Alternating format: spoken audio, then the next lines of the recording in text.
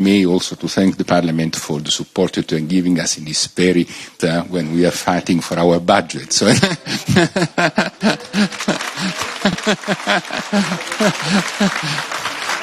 see that there is spontaneous support. No, it's about, I would say, the support for the work that we are doing. But that said, thank you very much. And without further ado, I would like to give you the floor. I'll tell the colleagues the President has a short introductory remarks, and then she has agreed to extend the questions and answers section. So thanks a lot, President. Please, you have the floor.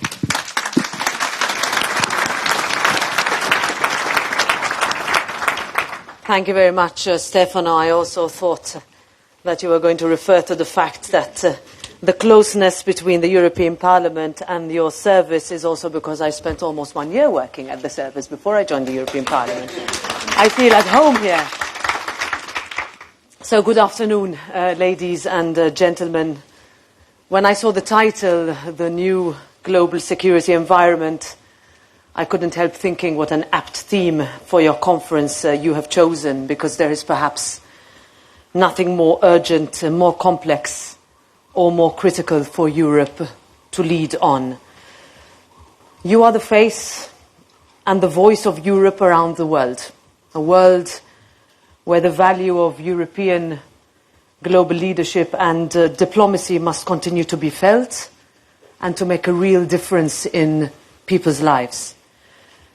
And this is all the more critical now, when people see a world that too often feels as if it is on fire, where our people and our strategic interests feel threatened, and where malign actors think our value system is a weakness rather than our core strength, and where the rules-based world order is questioned too often.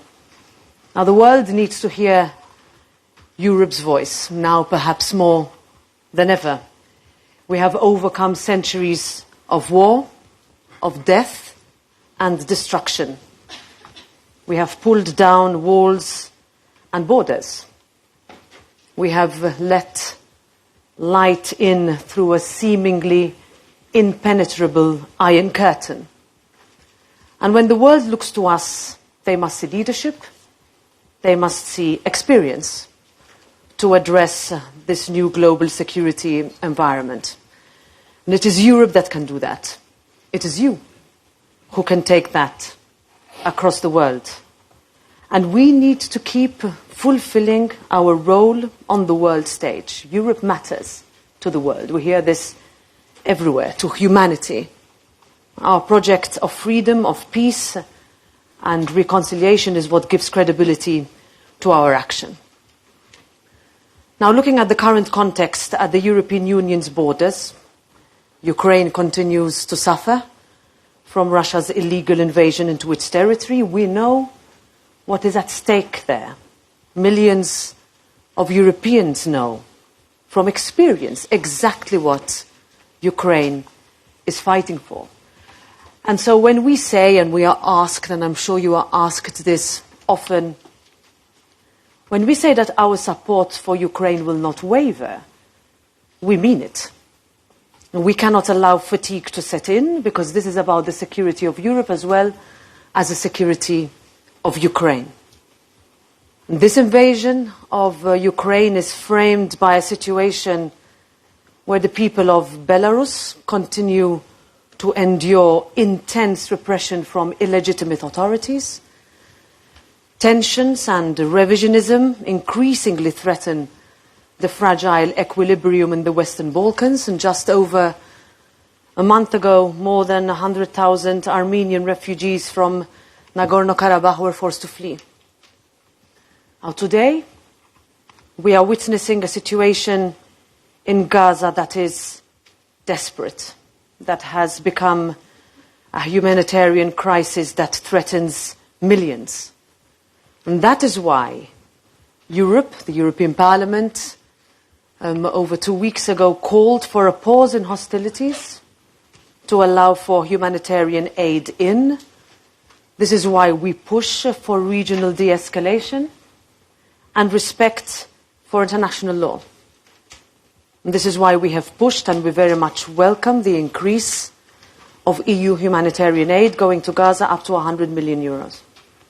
Now nothing, and I repeat, nothing can excuse the rape, mutilation, abduction, torture, and murder of entire communities, children, women, men, and young people. And we have to be clear that these horrific acts were committed by a terrorist organization.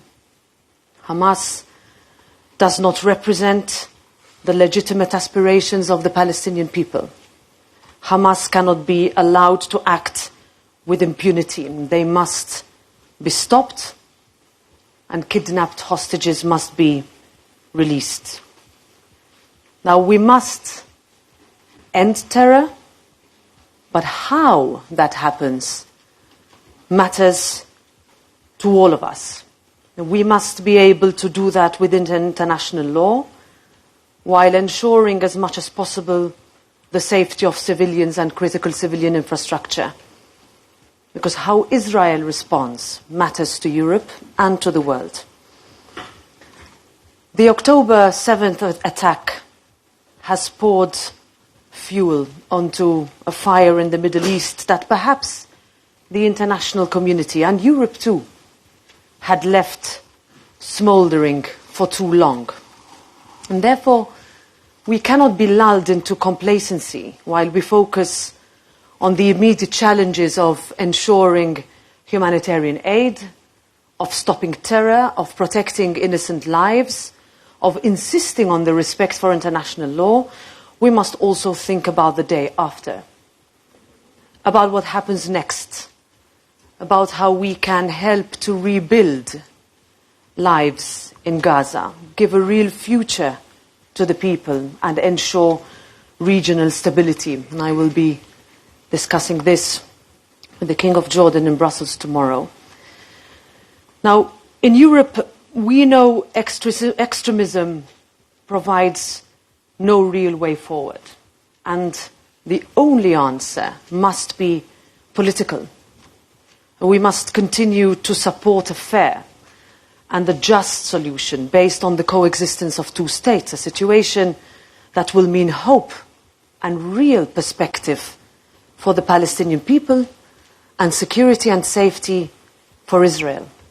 We can find both, and we must find both. And to do this, our response must involve more diplomacy.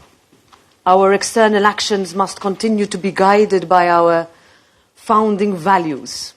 We say this a lot, but we don't say it enough, or when we say it quickly as part of a sentence to bring us to the next. But at the end of the day, what we are witnessing is the normalization of violence over dialogue. And that worries me and all of us. As EU ambassadors, you are both the primary observers and the first respondents to new global dynamics. And at times like this, as the High Representative rightly always says, it is for diplomacy to step up. It is the only way. Now, in Europe, we must start to think about ourselves. People ask, haven't you already been thinking about this? Not enough. As a continental player, this will allow us to speak on an equal footing with other global continents. And it is true that this requires a shifting of our mindset. While Africa is being exposed to destabilization and lured by others, Europe must abandon any trace of condescending bad habits with regards to this great continent and start treating African countries as real partners. And we must speak with rather than to countries.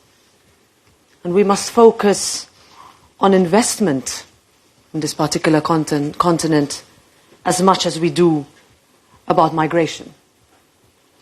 The same is true for our relationship with Latin American countries. as is the need to give new impetus to our historic transatlantic relationship. Now, where does the European Parliament come in? First, we will continue to push forward parliamentary diplomacy. We will do this by opening different liaison offices around the world, together with the External Action Service, and thanks a lot for all the help that you have given so far. And here, my appeal would be to ensure that there is genuine cooperation and coherence as Team Europe. This is also so true when you interact with parliaments in the locations you are posted.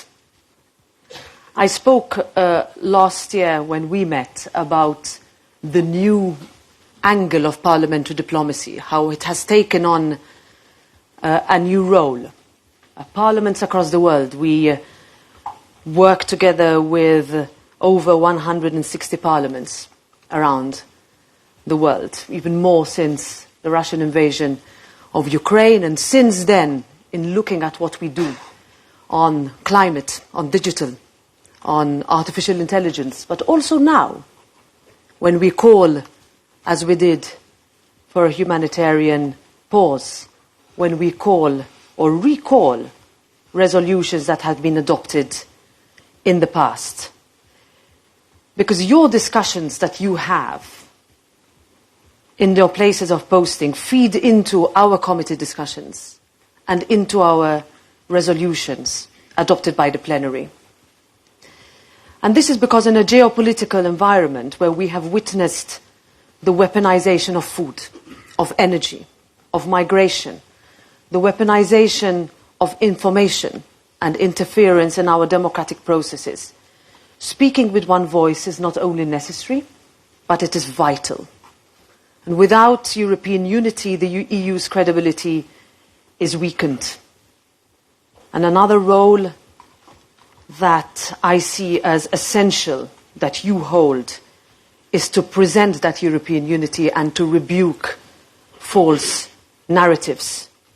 And to do this, we need better interinstitutional cooperation, because now more than ever is the time to develop a holistic and inclusive EU foreign affairs approach. I will turn finally to the next few months.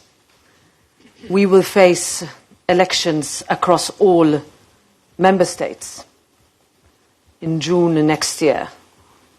And that is why what the 705 current members of the European Parliament, when they bring foreign affairs messages back home to their constituencies, not only are they assuring the democratic legitimacy of our decisions, but also to place their stamp, our stamp, Europe's stamp, on decisions that we take. Our aim in the run-up to the elections is to make sure that the pro-European centre remains a driving force in our union.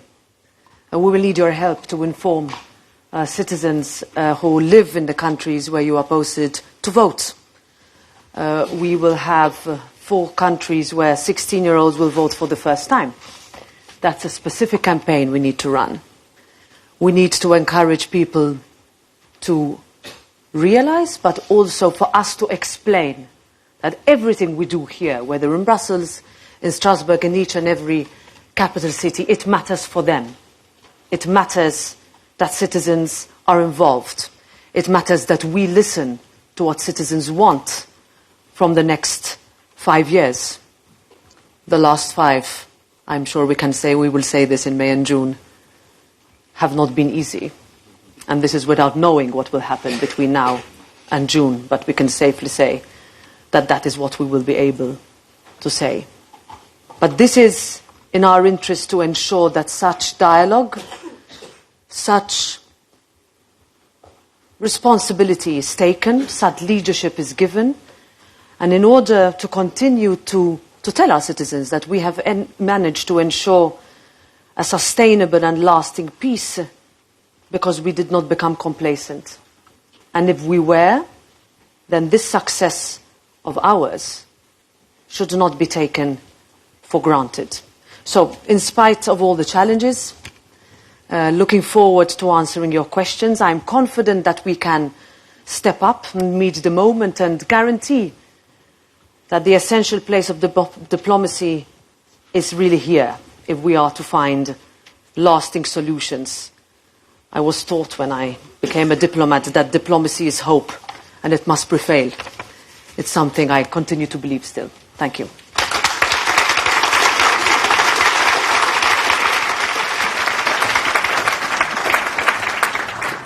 Did I have more time?